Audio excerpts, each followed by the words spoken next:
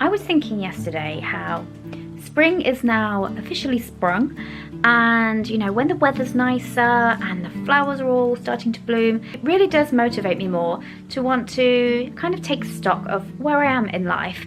And I thought that today's video we could take a look at the Wheel of Life, which is a psychological tool that you use to look at your life as a big picture rather than focusing in on just one area. Like channel we talk about money a lot, but the Wheel of Life makes you take a look at every area of your life and breaks them down into categories so that you can take a look at really how satisfied you are in life. So I thought today we could take a good look at that, although saying that the sun is just coming out now, but this morning we had snow, which was wild. Just when we were about to go to take the kids to school, it was torrential rain followed by snow, which was lovely. But now the sun's come out again. I would detail everything down below in the description box if you want to print off a copy of the Wheel of Life and go through this yourself, which I highly recommend that you do. While the kettle is just boiling, I just wanted to check in with you guys. Hope that you are doing okay.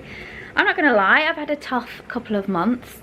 There was some money stuff towards the beginning of the year that kind of threw me a little bit, and then we lost a family member as well, so it's just been pretty miserable to be fair. Do you know what, I think I really need to book a holiday because I really need something to look forward to. I feel like, you know, when you get stuck on the hamster wheel and it's just the same thing day in, day out. So I think I'm definitely going to have to book a holiday pretty soon. Just to briefly explain then what the Wheel of Life is, if you go to a website, positivepsychology.com, if you just do a Google search for Wheel of Life, there are a ton of web pages that will give you an explanation as to what it is, but this is one that we're just going to use today. So I just want to scroll down to show you what the Wheel of Life looks like. So the original idea of the Wheel of Life came from industry pioneer Paul J. Meyer in the 1960s to help people realize their goals. Let me scroll down. Here we go. So you have this chart and it's split into different sections: money and finances, career and work, health and fitness, fun and recreation, environment, community, family and friends, partner and love, personal growth, and learning and spirituality. And each section is numbered from 1 to 10. And essentially what you're going to do is take each section one at a time and decide how satisfied you are with your life in that area. So if you are completely unsatisfied, it's the worst it could possibly be, then you would circle 1. And if it was absolutely fantastic, it couldn't be any better, everything you've ever dreamed of, you will be circling 10. And then what you do is, once you've been through every single section, you are going to look at the chart as a whole, and it will give you an indication as to the areas of your life that you're lacking in and the areas that you feel very abundant in. Now, the idea, or the psychological idea, is that we cannot be completely fulfilled in our lives if we have this imbalance going on. So once you've completed your chart, you'll have something that looks like this. Obviously, it would depend on what numbers you pick. It gives you this very good visual of the areas of your life that you really need to be looking to have those transformations in. So what is it for? The Wheel of Life provides a snapshot of your well-being and the level of satisfaction in your current circumstances. At a high level, the exercise provides insight into whether or not your life is in balance. From a more detailed perspective, it captures whether individual areas of your life are either meeting your needs and making you happy or leaving you dissatisfied and discontented. By scoring each category, you identify areas that need support and improvement to reach individual and overall life goals. Because I think it's so important to have that balance in your life, and with everything that's gone on recently, I've definitely been feeling like my life is out of balance. So let's go through it together. I'm going to put down my figures. Like I said, I will link all of this in the description so you can go and find it for yourself and do your own, and let me know in the comments how you fare with yours. Okay, so I had to come and sit down here because the dining table is as dark as a cave, so apologies If the light's going to change, we're working with what we've got. So this is what it will look like when you've printed it off. Here's your chart with all of the different sections. So where shall we start? Let's start at the top with money and finances. So towards the end of last year, this would have been a lot higher for me. Like I say, there's been some stuff that has affected my money, things that I wasn't expecting to happen. So that's going to have gone down. So I'm going to put money and finances as a 4, because I do feel like that there has been a drop, and it definitely is something that I am trying to work on to boost that back up, because what I've realized is that stability when it comes to finances, stability is the thing that I have been craving my entire life when it comes to money, and I had that last year. I had that, and now I'm kind of feeling a little bit shaky around that. So that for me is definitely going to be a priority. Career and work, I'm going to give career and work a 6, because I think that I'm actually very blessed when it comes to career and work. Having worked in many different types of environments as an employee, it just doesn't suit me. I remember years and years ago, I used to work in a call center, doing outbound calls as well, which is even worse because nobody wants you to call them. And I used to feel physically sick every single day when I would walk to work. I would feel like I was going to be physically, like I was physically going to vomit. And even though there was about 100 people in the call center room that I was in, and they had a leaderboard of like the top 10, and I was always in the top 10 of the most productive, because I love a competition with myself. But I would go home and I would literally have to sleep because it just drained me so much. I hated it. And so now that I get to set my own schedule and I have different projects going on that I have different projects that I can work on depending on, you know, how I'm feeling or how motivated I'm feeling. So yeah, but it is something obviously that I want to continue to grow, and just try new things and experience. So a 6 I think is fair. I'm fairly satisfied with a 6. Health and fitness, geez, this is going to be low. I'm going to give health and fitness a 3. I definitely would like to lose some weight. I'm definitely bigger than I'm comfortable being, but it's just something I continually lack motivation with. I feel like if I had like, you know, like a workout buddy and someone to be like, no, you're not staying in, come on, let's go, I would be much better. But yeah, trying to motivate myself is not good. Fun and recreation, I'm going to give fun and recreation a 5. It's kind of in the middle. I could be doing a lot more. I should be doing a lot more. Like I said at the beginning part of this video, I lost my granddad at the beginning part of this year. He had Alzheimer's. And I think it just makes you realise that life isn't supposed to be boring, you know, every day. You should be going out, having fun and doing the things that you enjoy. They're such an important part of life. You know, no one's going to get to the end of their life and go, well, I'm so glad that I worked that much. You know, fun and recreation is definitely something that I don't do too badly on, but we need more fun in our lives. Environment, what do I want to put for environment? This is going to be quite low. I'm going to give environment a 4. I was going to put 3. We'll give environment a 4 because I know that I'm very lucky. I live in a lovely village. I've lived in this house since I was going through a divorce, which was years and years and years ago.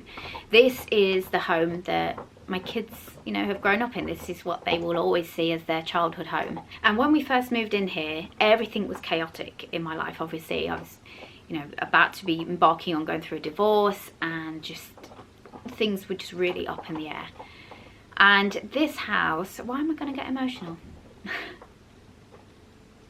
This house felt like a safe haven.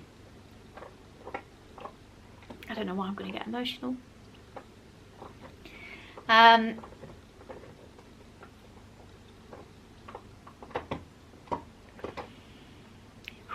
Breathe. At a time when I felt so unsafe, to have this house and get the keys and be able to just close the door, so silly. And it was our little space, you know, we could shut the door, we get to decide who comes in or out, and we were safe. And like when I first moved in here, the kids, if you can hear crunching behind me, the dog's chewing on his bone. So when we first moved in here, like the kids, they couldn't reach over the kitchen countertops, they were so small. And now they're like taller than me. They're both teenagers now. They don't go to the local school anymore because obviously, you know, they've grown up and moved on from that. And so whilst this house was perfect for us when they were small and you know, they went to the local school and what have you, now it's just beginning to feel a little bit claustrophobic. And as well, you know, I work from home and I don't have, as you can maybe see, it looks so dark behind me, but everything's all open plan downstairs. So there's nowhere really that I can go in a room and work and then come away and close the door and then go out of work mode and into relaxing mode. You know, everything's just in the one space. So as much as I've loved this house, I do feel like when the opportunity presents itself, because rent, you know, I rent this house, rents and stuff was just so high, but I'm hopeful that when the right opportunity comes along, that we'll be able to move into something that just, you know, just suits our needs better and move on to the next chapter. So I'm very, very grateful that it's, you know, it's a nice house in a nice area. We could just do with some more room, and you know, it's time for the next chapter. So oh, that turned into a bit of a therapy session, that one. Community. What can I put down for community? I'm gonna put 6 down for community because I live in a lovely community. It's very safe, everyone's very friendly. Yeah, there's not really a lot else I can say about that. You know, I'm happy with that. The next category is family and friends. Let's put down a 7 for family and friends because my family is my absolute world. Very, very lucky in that my kids are very similar to me. You know, we all get on very well, and of course there are times when I have to, you know, tell them off and discipline. But on the whole, we get on really well, and they actually will come and want to spend time with me, which is lovely.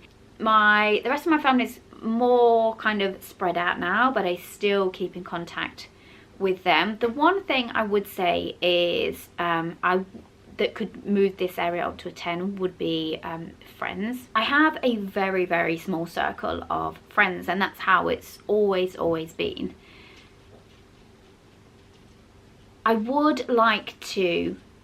It would be wonderful to meet new friends who are interested in the same hobbies and things that I am now, because the friends that I've got are friends that have been friends, you know, for years and years and years. And over time you grow and you know, you change and you still keep that friendship, but in terms of things that you can do together that you both really enjoy. So, you know, none of my friends are content creators, for example. None of them are self-employed, so it'd be really nice to have some friends that I could talk to about that side of things, because there are unique issues, you know, that come with that. Partner and love.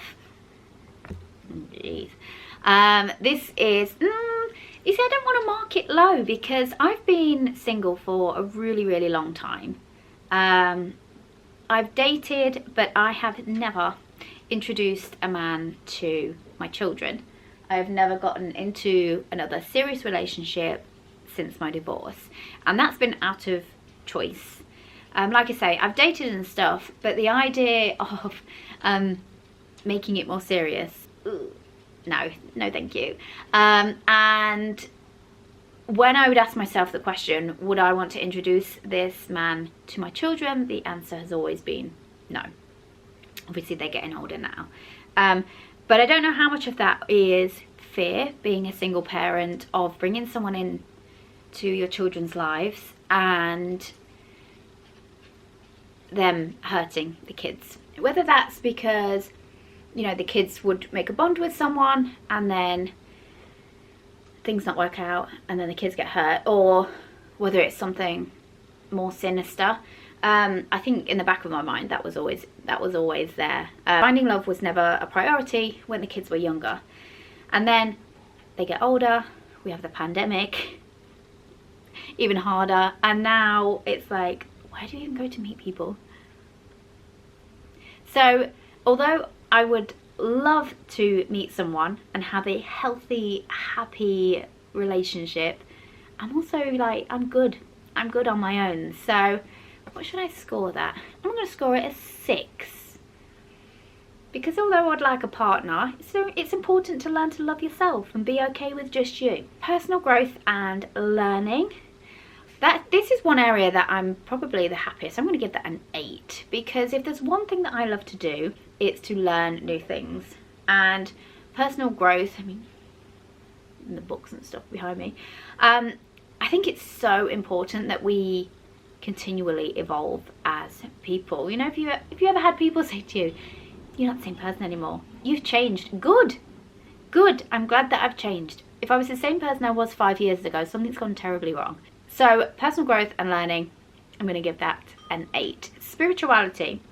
Now this is something, I consider myself to be a very spiritual person. I do believe that there is something bigger than us out there.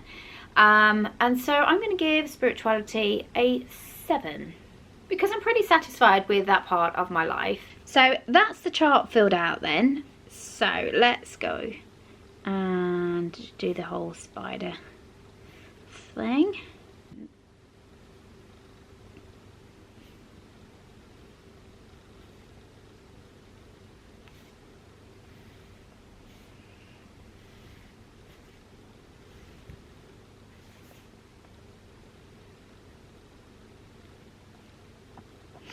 So there we have my chart. To be fair, I thought it was going to be worse than that. I do have certain areas of my life that are pretty good for satisfaction wise. Spirituality and personal growth, I do think that they're probably more linked than what I first realised. So I think that's why they're both up around the same. Definitely money and environment, and again there are 4, but they're also linked, because if I had more money I'd be able to change my environment. Health and fitness, that's just me being lazy. So I could change that. Fun and recreation, again it links back to money. There's so much stuff that you can do for free obviously, but there's a lot of stuff that you need to have a little bit of cash, even if it's just having extra money, you know, to be able to drive, you know, out of your local area, to be able to go and do something different. So I'm actually surprised, because I thought that was going to be worse. I thought that was going to be much more imbalanced than it is. So I'm actually pretty pleased with that.